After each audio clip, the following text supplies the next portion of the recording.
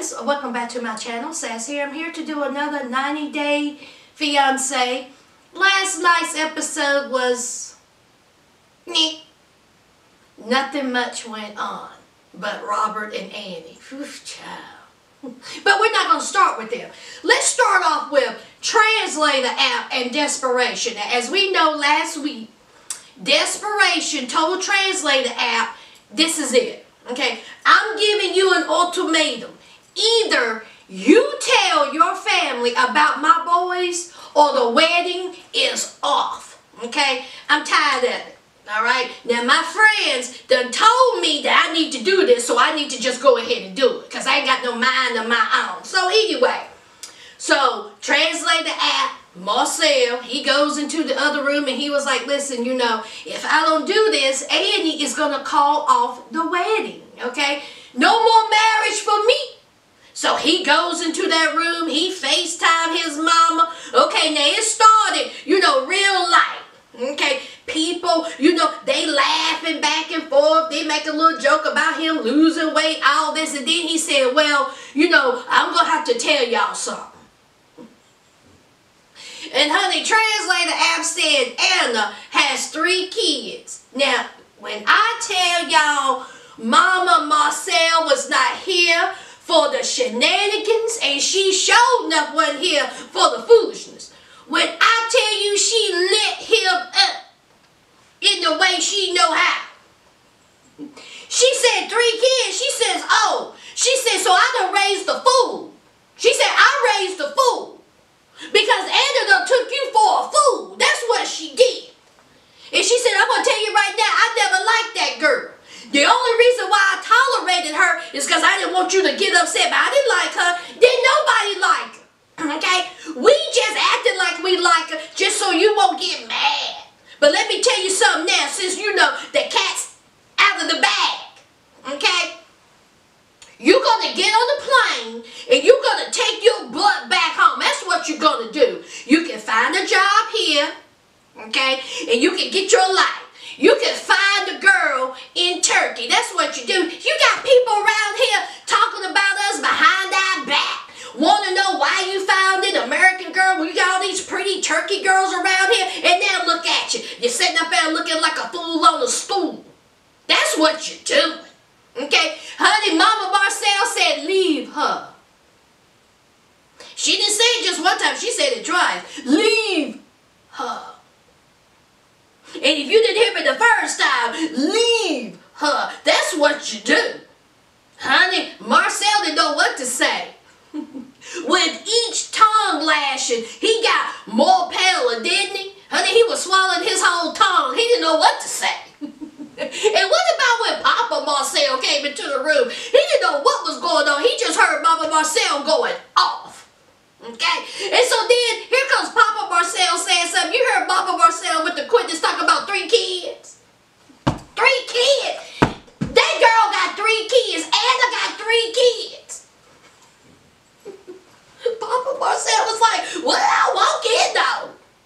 Now, Mama Murcel left it like that. She said, bring your butt back home. That's what you do. Okay? You don't embarrass yourself, us, and everybody we love. Got folks around here talking about us. Just so you can go to the United States and find some floozy. She didn't say that. So, honey, Murcel couldn't even get his tongue right, honey. He was like, oh, okay, well, but, honey, she said, bye, quick. Honey, she hugged that father. Honey, she was mad as fire, man. You know she was hot. So Murcel, he's upset. And he got talking about, you know, my family only spoke good things of Anna. I have never heard this of my mom. I had no idea she couldn't stand her guts. I am shocked. So here comes Anna. Anna come walking through that house, and then she had the nerve to say, what did they say? Anna, what do you think they said? Do you really think that once, you know, Translator app told his family that you have 3 kids, that they're going to be like, oh my God, that's so great. Oh, that's fantastic. I mean, Papa Murcel, we got 3 step grandchildren now. Yay.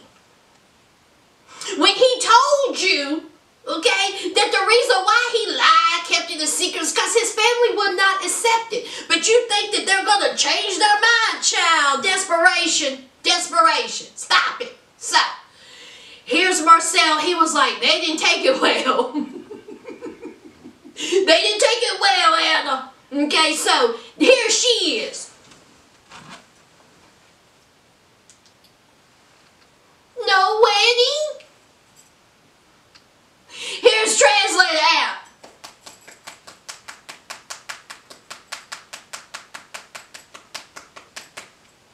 No. I tell you, a bag of giggles. So, of course, desperation, she gets upset, cries, not flying. She go running into the bathroom, shut the door like one of them women on the Maury Povich show. And here's Murcel still, you know, his tongue still swollen. He's still in shock that his mama done laid him out. And he cried. That is Murcel and Desperation Anna. Let's move on. Alright, let's talk about Michael and Juliana real quick. It won't take long. So, Michael and Juliana is taking the kids to a rock climbing place. I would love to go to one of those places, child. It seems like it'd be fun. So, of course, the kids are excited. They are bonding very well with Juliana. And Juliana, she really likes the kids. I will say this. Michael seems like he got some good kids. Real good kids. But anyway, so, of course, you know, Juliana says that she never did anything like that in her country because it's too expensive. Because y'all remember, she on the side of the road eating dirt. So, she couldn't afford the rock climbing, you know, facility.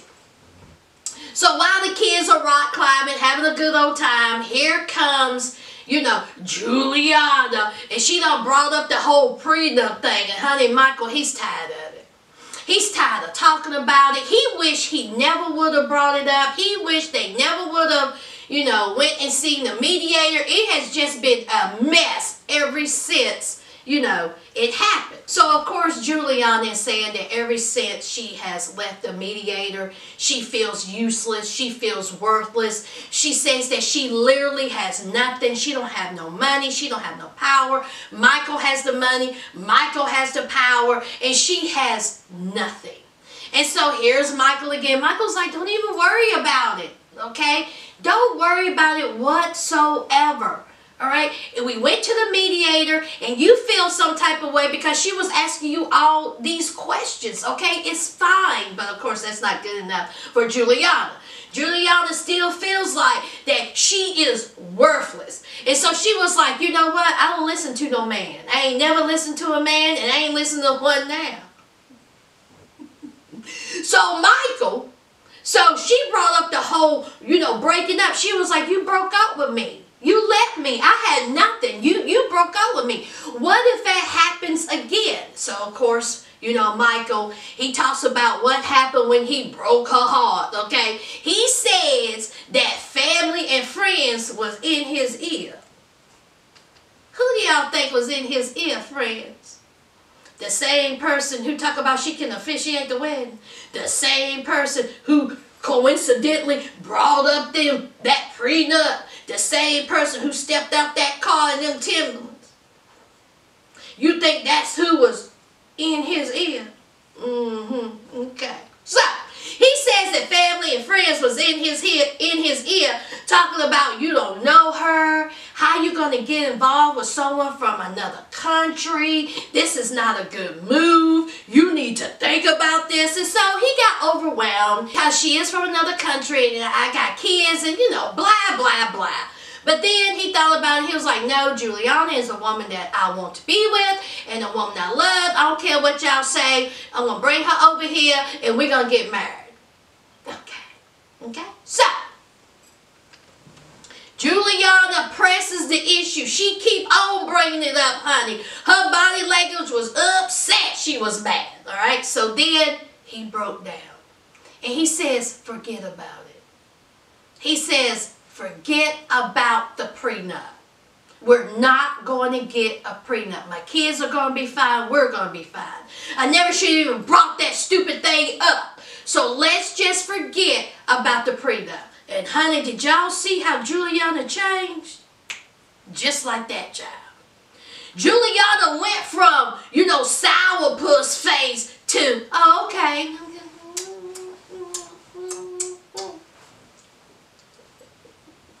I was like, ooh, Juliana has a side.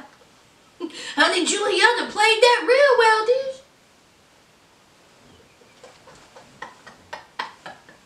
So, of course, now, Juliana's happy about this prenup. Girl, Michael, he was like, I'm sick of this. I'm tired of talking about it. Juliana's upset with it. Let's just drop the prenup. So, as it stands, there is no prenup, child. Let's move on. All right, let's talk about Robert and Anny. All right, so Anny, she's still pissed off because Robert done told her a whole lie about her getting a 2-bedroom apartment. As y'all know, he done renewed his lease on the 1-bedroom they staying in. Okay, so she's pissed. So it's her birthday, and so he's going to make it up to her because, you know, he is tired of fussing with this woman. So he done went to Kroger and done bought her a birthday cake. But when I tell you that cake look good, honey, I would have ripped into it. So he done brought her a cake. Bryson is there. He is so cute. That boy is cute. So they're singing happy birthday. She blew out the candles, blah, blah, blah, blah, blah. So she was like, I want to go dancing. So he was like, what do you want to do? I want to go dancing. I want to do this also. And so he was like, well, you know, we'll see what we can do. You know, I'm not really about that club life anymore. I'm a family man. I got to worry about my kid, my kid, my kid. Y'all notice all throughout this, he kept saying kid. I was like, let me change that for you, Robert. Kids. You have children. You don't just have a kid. You have children. Plural, sir. Plural. So anyway. So then he was like, okay, so you want to go dancing. Then she could talk about, well, I want to go dancing into a strip club. Did y'all hear how she slid that in, child? She said she wanted to go to a strip club. He was like, what? He was like, a strip club. And then he could talk about he's 43 years old. He's not in the partying ways anymore, okay? That is in his past, all right? He don't do clubs. He don't do none of that. He has a son to think about. So, of course, she was like, no, that's what I want to do. I want to go dancing. I want to go to the strip club. That's what I want to do. You owe me that. Because ever since I got here, you ain't done nothing but told me lies. So, you owe me a lap dance. That's what you do. So, of course, Robert, he broke down. Okay. Because what else he going to say? He going to say no to her? Absolutely not. So, he found a babysitter for Bryson. Now, they get into this strip club, and y'all, when I tell you, I keyed, honey. All right? So, they get into the strip club, and honey, this stripper, she was up in that child. Honey, she was getting ready, and honey, Anny was like, I'm ready. Honey, that stripper was like, da-da-da.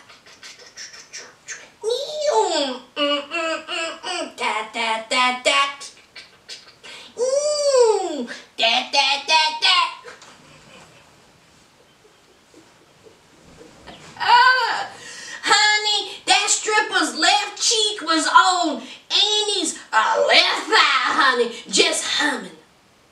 That stripper's right cheek was on Annie's right thigh, just humming.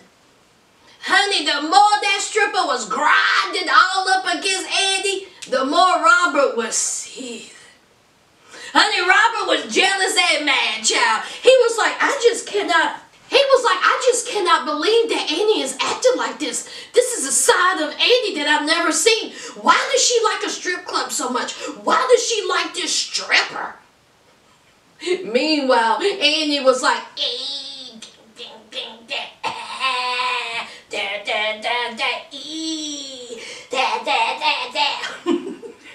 honey, Anny was feeling no pain. Anny didn't care about that cell phone.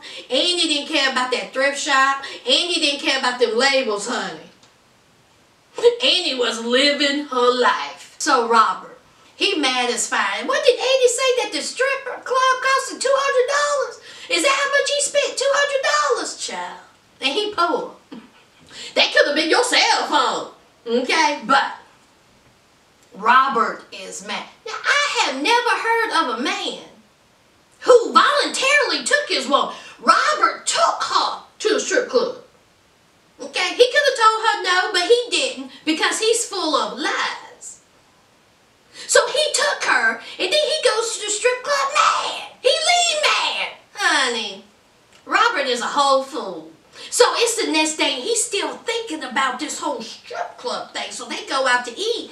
And he was like, you know, there's a side of you I've never seen. It's all kinds of red flags. You went to the strip club and you enjoyed the strip club a little too much. And here's Annie. She was like, oh, yes. Yes. I had a good old time. I enjoyed myself at the strip club. You was the one that was sitting over there looking like Debbie Downer. Not me, honey. I was having fun. And so then he was like, were you a stripper in your country? And so she was like, come on, no. Okay, of course not. You know better than that. Okay, and he was like, mm-hmm. And so then he was like, have you ever been with a woman? Honey, Annie got tickled about that. And she was like, well, you know, women are attracted to me. You know, a woman kissed me and stuff. And then, you know, a woman went to that restaurant facing the place. I was like, you freak with that too, Andy, okay? Honey, Andy done said that some woman done went down up on her in the face of the place, child. And she liked it. Honey, Robert was taken back. He said, that's it. That is it. And so then Andy brought up a threesome.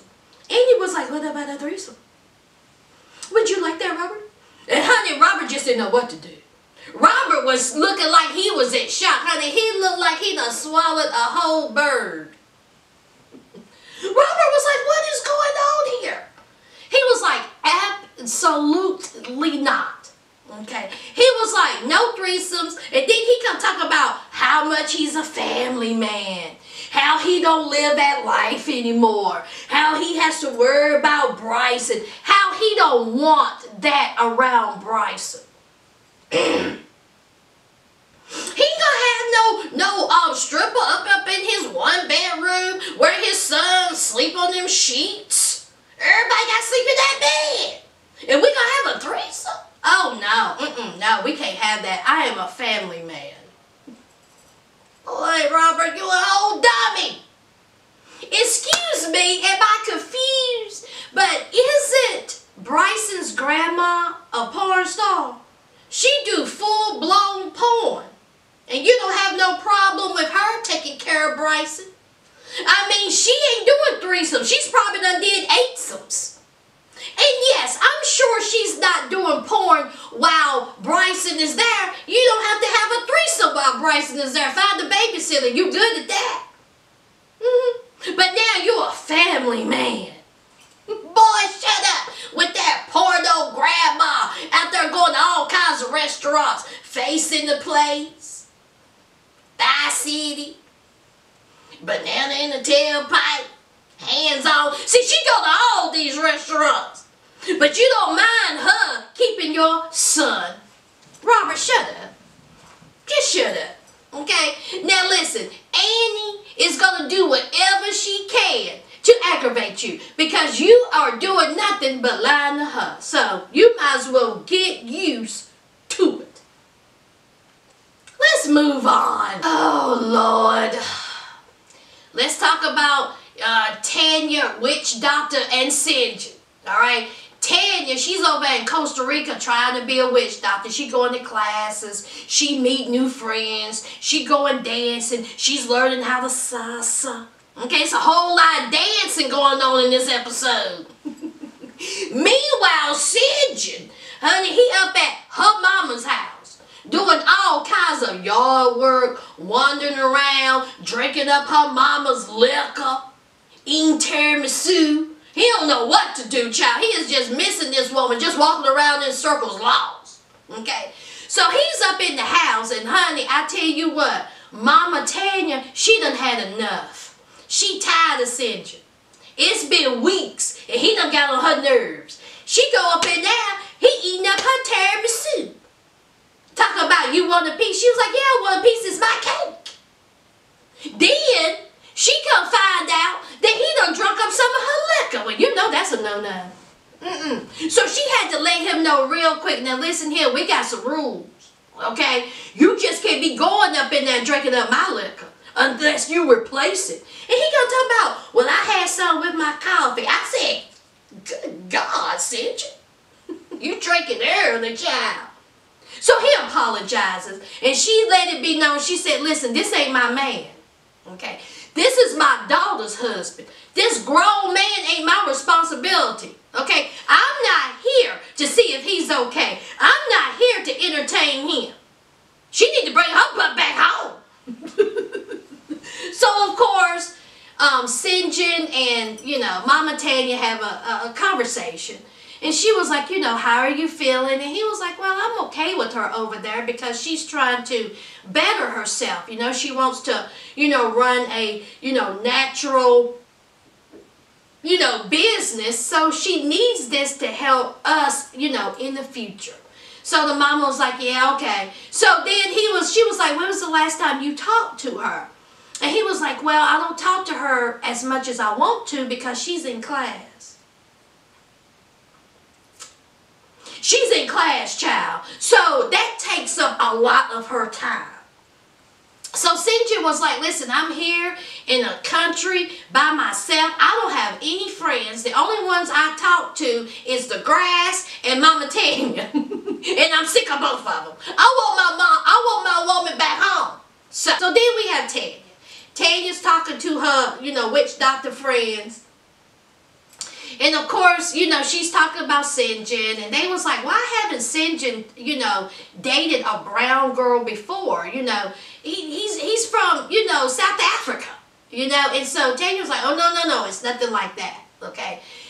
It was an apartheid with St. John. Very, you know, segregated, you know, racism running rampant. There was no mingling of the browns and the whites, okay? So it was none of that.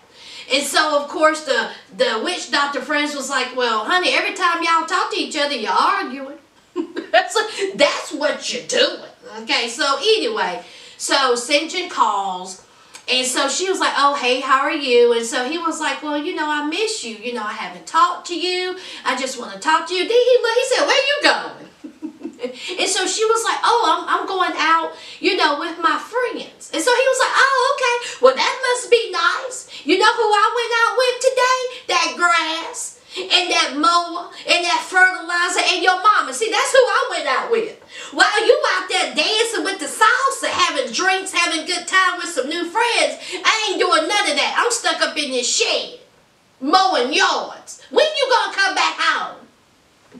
So here is Tanya talking about, it won't be long, you know, I have classes, you know, we can't talk like we can. I'm trying to do what I need to do. Then she starts micromanaging him from Costa Rica. She gonna talk about, now listen, it's gonna be a long time before you get a job.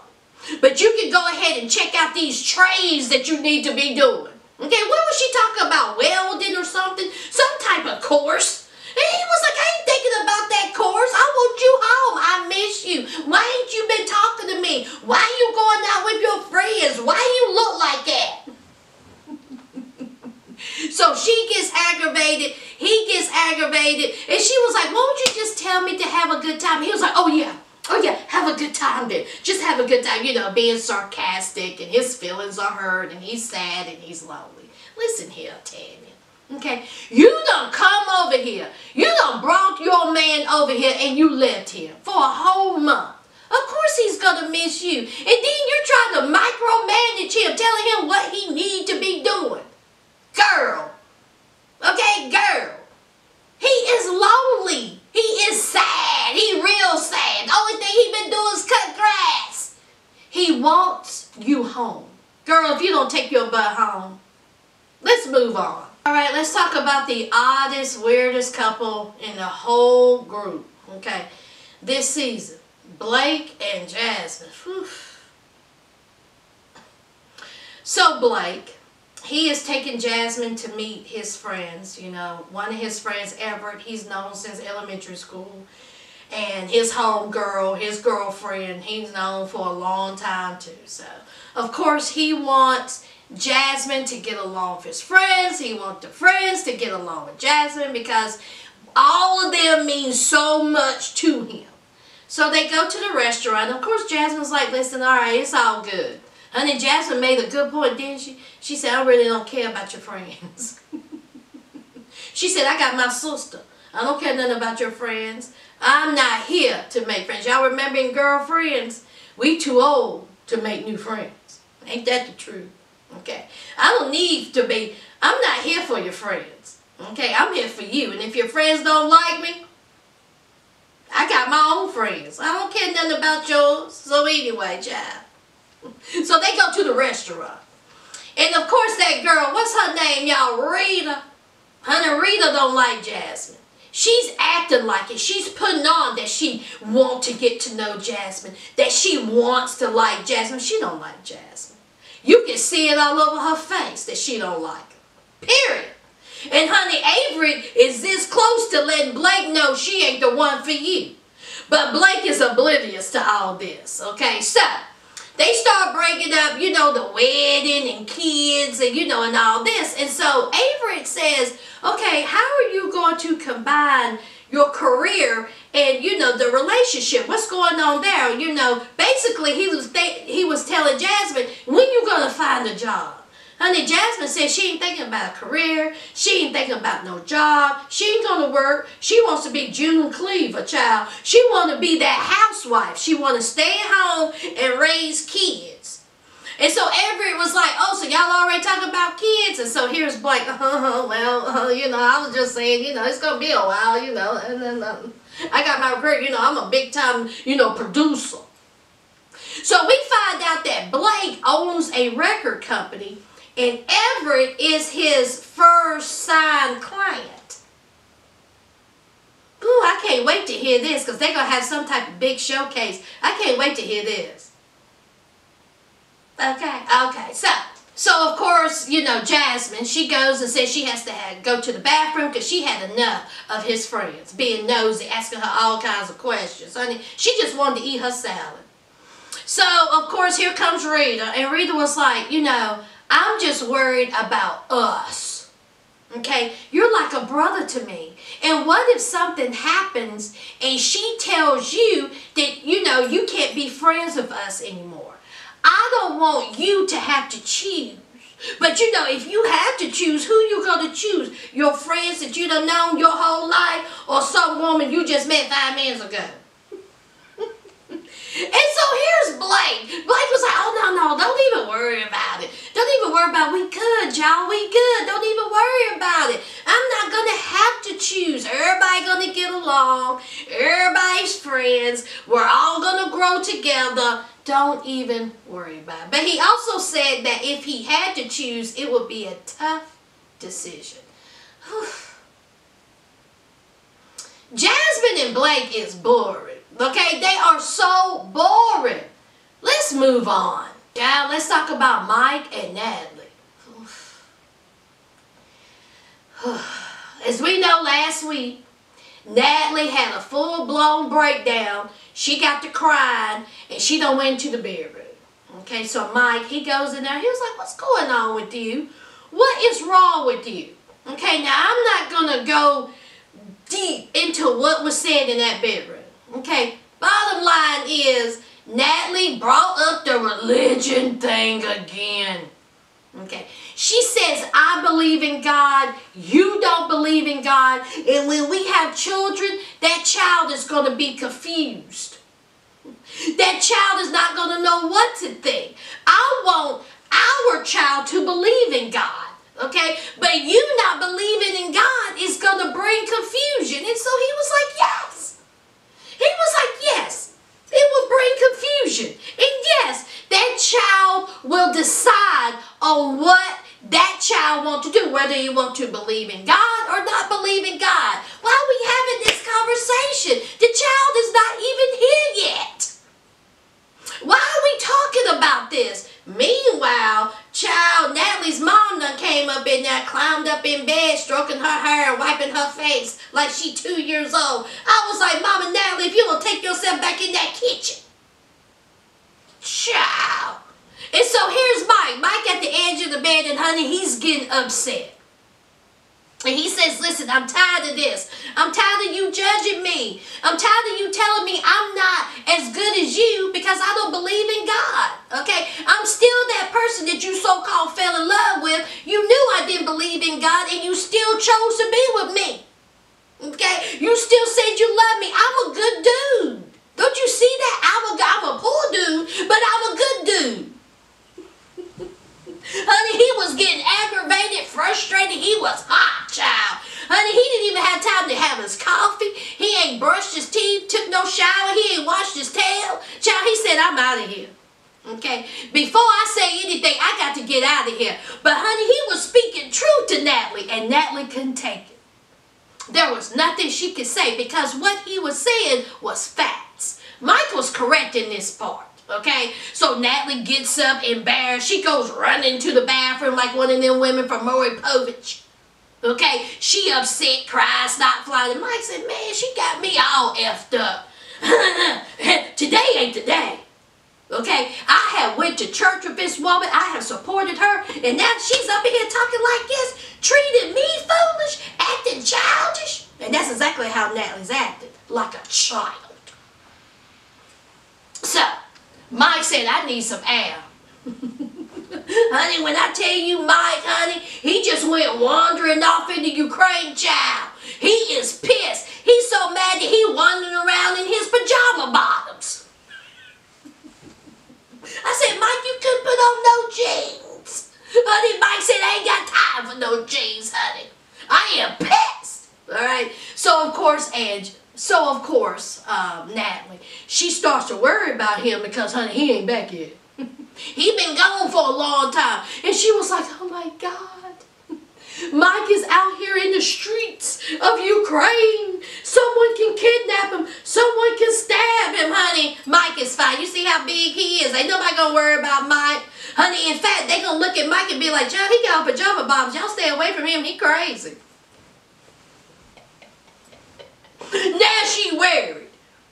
Instead of her acting like a woman and not like a child and just apologize to her man, she chose to let that man lay into her. She gets embarrassed and then she thinks about it. Okay? She acted a fool. Period. A childish one at that. So, of course, Mike is fine. Mike said that he just needed to cool off. He needed to decompress. And so he needed to find a local pub so he could get him some beer. Child, he had like 3 or 4 beers, child, to calm his nerves, honey. I bet you $1 he called Uncle Bo. I bet he was like, Uncle Bo, I need to talk. Honey, Uncle Bo gave that boy some wisdom. Y'all know Uncle Bo talked him down from that edge, child. Anyway, so Mike, he made his way back home.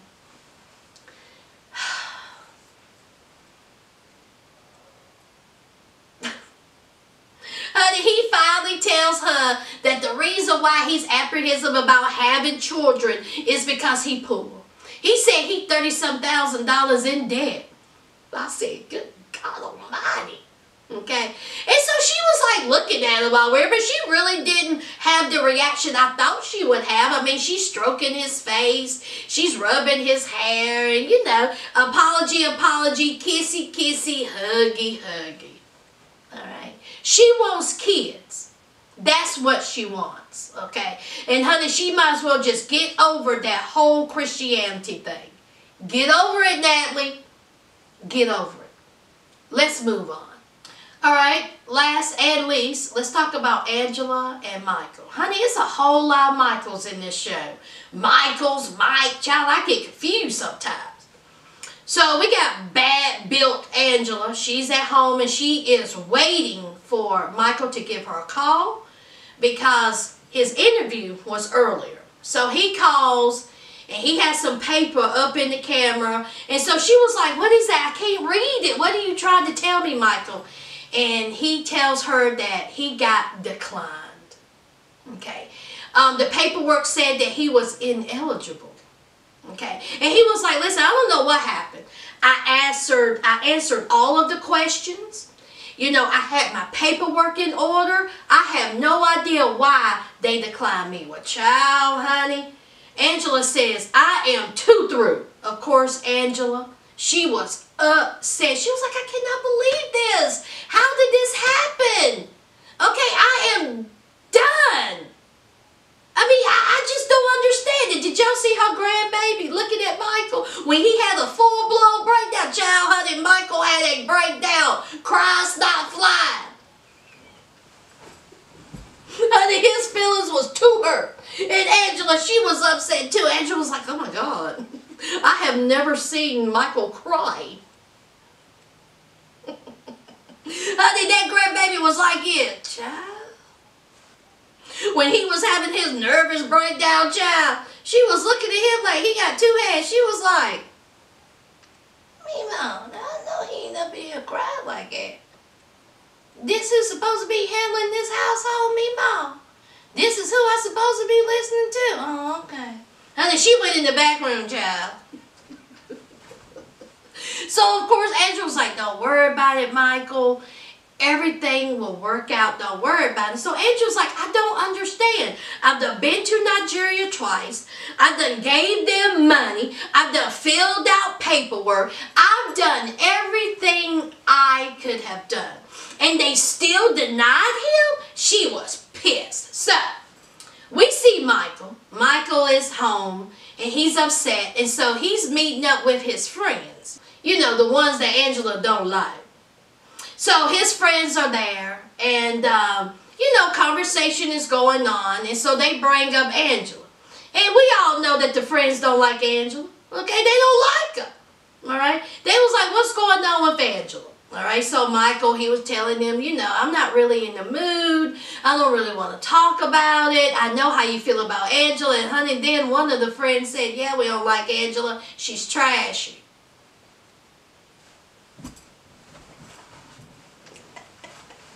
I said, well, I tell you what, honey, you need friends who are honest.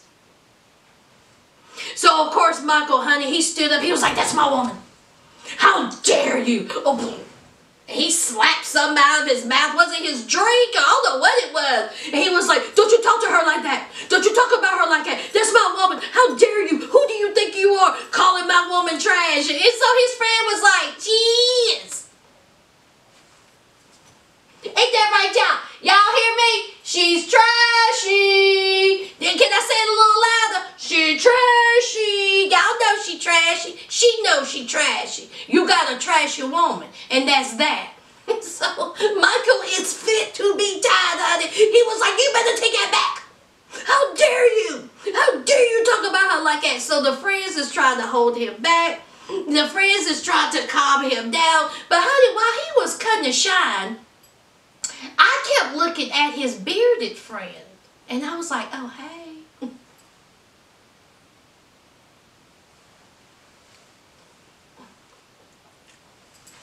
What's your name? What's your name, bearded one? He was fine. He looked a little tired and a little rough around the edges, but honey, I can clean that up. Wasn't he cute? I was like, oh. How you doing? So me, anyway, let me get off a bearded man. Let me get off a bearded one. So, Michael, he storms off from the restaurant. The friends are trying to calm him down, and he's still blowed up. He's still upset. So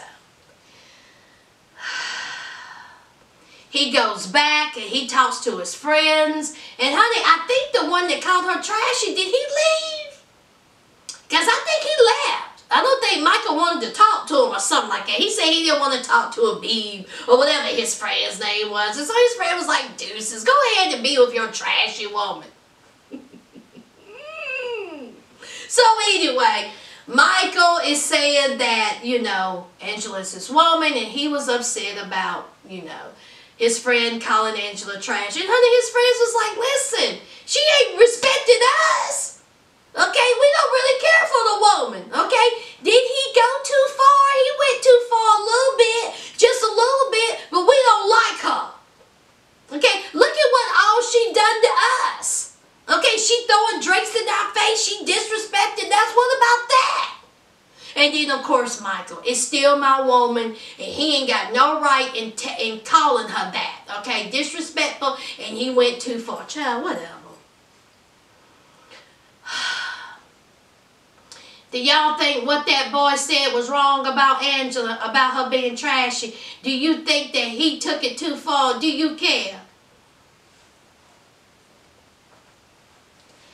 That's it, y'all. That is it with the review of 90 Day Fiancé. Okay? Y'all know the routine. Don't forget to hit that like, comment, and subscribe. And until next time, friends, bye!